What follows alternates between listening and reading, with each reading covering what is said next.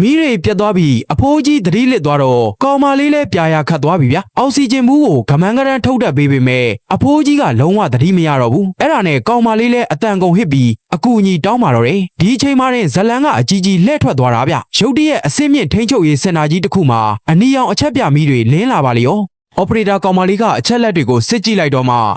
တကယ်တော့အဲ့ဒီအဖိုးကြီးကရိုးရိုးလူမဟုတ်ဘူးဗျနိုင်ငံတော်ရဲ့လျှို့ဝှက်အဆင့် S project ကိုကင်တွယ်နေတဲ့ထိပ်တန်းကျွမ်းကျင်ပညာရှင်ကြီးဖြစ်နေတာကိုအဲ့ဒီတော့မှတက်မှုကြီးကလေစိတ်တစ်ခုလုံးကိုအရေးပေါ်ပိတ်ချဖို့အမိန့်ပေးလိုက်တယ်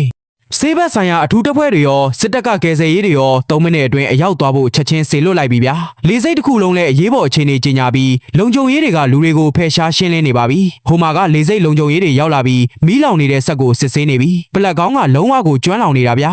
အဲ့ဒါကိုလုံခြုံရေးအကိုကြီးကခမည်းကဒီလောက်အားပြင်းတဲ့ပလက်ခုံကြီးကိုတက်လိုက်တော့ဝါယာရှော့ဖြစ်ပြီးဆက်လောင်သွားတာပေါ့အခုတော့လူအသက်ပါတေတော့မယ်လို့အဖွားကြီးကိုအော်ပြောလိုက်တယ်အဖွားကြီးကတော့လုံးဝကိုနောင်တမရတဲ့အပြင်သူ့ပါဝါဘန်တွေကိုခက်တီတီဆက်သိမ်းနေတော့မယ်ဗျဒီဆက်စုပ်ကြီးကဒီလောက်ညံ့မှန်ဘသူကသိမှာလ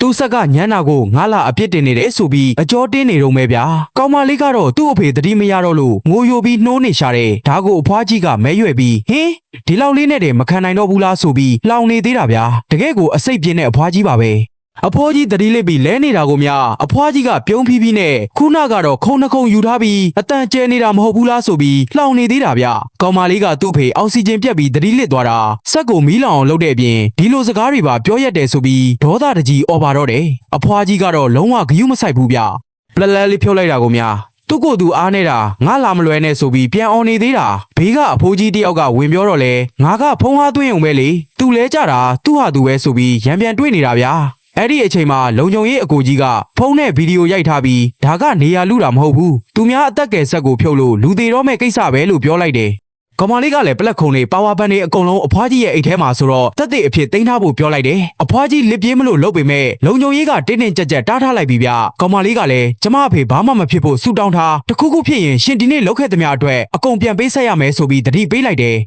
နောက်တစ်စက္ကန့်မှာပဲပတ်ဝန်းကျင်တစ်ခုလုံးအိုးအော်တောင်းနေဖြစ်သွားတယ်ဗျလေစိတ်ထဲကိုစစ်တပ်ကတန်ချက်ကကားတွေလူနာတင်ရင်တွေအများကြီးဒုံဆိုင်ရောက်လာပါတော့တယ်လက်နက်ကင်အထူးတပ်ဖွဲ့တွေကချက်ချင်းပဲအခင်းဖြစ်တဲ့နေရာကိုကျိုးတွေတားပြီးလုံခြုံရေးယူလိုက်တယ်တမှုကြီးကိုယ်တိုင်ရောက်လာပြီးအဖိုးကြီးကိုအခြေအနေမေးနေပြီဗျ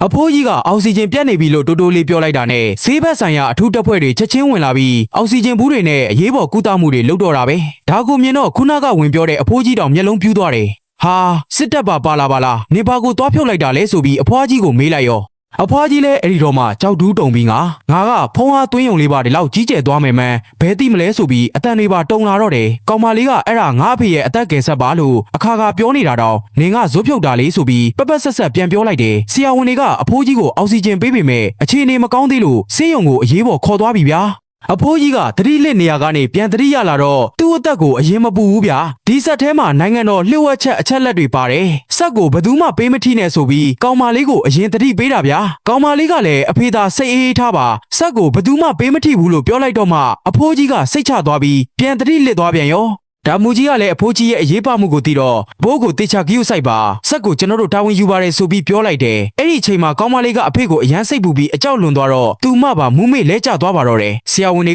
ကချက်ချင်းစစ်ဆေးကြည့်တော့မှစိတ်လှုပ်ရှားလွန်းလို့သွေးပေါင်ကျပြီးမူးလဲသွားတာတယ်ဗျာအဲ့ဒါနဲ့ဆရာဝန်တွေကတားဖားနှစ်ယောက်လုံးကိုဆေးရုံကိုအရေးပေါ်ခေါ်သွားကြပြီတမူးကြီးကတော့လေစိတ်မှကြံခဲ့ပြီးစက်ကိုမရွှေ့တဲ့အရာအလုံးကိုအခင်းဖြစ်တဲ့အတိုင်းထားခဲ့တက်တဲ့အထောက်ထားတွေအကုန်သိမ်းဆိုပြီးအမိန့်ပေးလိုက်တယ်အဲ့ဒီတော့မှအဖွားကြီးကထိတ်လန့်တကြားနဲ့ဟိုကျမကဖုံးအားသွင်းုံလေးပါဒီစက်ကြီးကသူ့ဟာသူပြတ်တာနေမှာပါဆိုပြီးပြောင်းညင်းတော့တာပဲတာမူကြီးကဒါကိုကြွားချင်းပညာရှင်တွေကစစ်ဆေးပြီးအဖြေထုတ်ပေးလိမ့်မယ်လို့ပြက်သားသားပြောလိုက်တယ်အဖွားကြီးကတော့မလျှော့သေးဘူးဗျစက်ကဟောင်းနေလို့ရှော့ဖြစ်တာနေမှာပါငါနဲ့ဘာဆိုင်လို့လဲငါ့ကိုအပြစ်လာမတင်နဲ့ဆိုပြီးဆက်ညင်းနေတော့မယ်ဒါပေမဲ့ကြွားချင်းပညာရှင်ကစစ်ဆေးပြီးတော့လေစိတ်ကပလက်ကောင်းကဘာပြဿနာမှမရှိဘူးဒီအဖွားကြီးကပလက်ခုံတစ်ခုံထဲမှာအားပြင်းတဲ့ပါဝါဘန်6ခုကိုတပြိုင်နက်တည်းအားသွင်းလိုက်လို့ဝါယာရှော့ဖြစ်ပြီးဆက်လောင်သွားတာပါလို့အတိအကျပြောချလိုက်တော့တယ်တက်သေးပြစရာအဖြစ်ကျွမ်းလောင်နေတဲ့အဖွားကြီးရဲ့ပလက်ခုံကြီးကိုပါထုတ်ပြလိုက်တော့မှအဖွားကြီးတယောက်ဘာမှဆက်မပြောနိုင်တော့ပဲပါဇက်ပိတ်သွားပါတော့တယ်ပညာရှင်ကဘလက်ခုံမီးလောင်တဲ့အချိန်နဲ့ဝါယာရှော့ဖြစ်တဲ့အချိန်ကွက်တိပဲလို့ပြောတာတော့အဖွားကြီးကလုံးဝကိုရှုံးမပေးသေးတာဗျာအဲ့ဒါငါထိုးတာလို့ဘသူကတက်သေးပြနိုင်လို့လဲ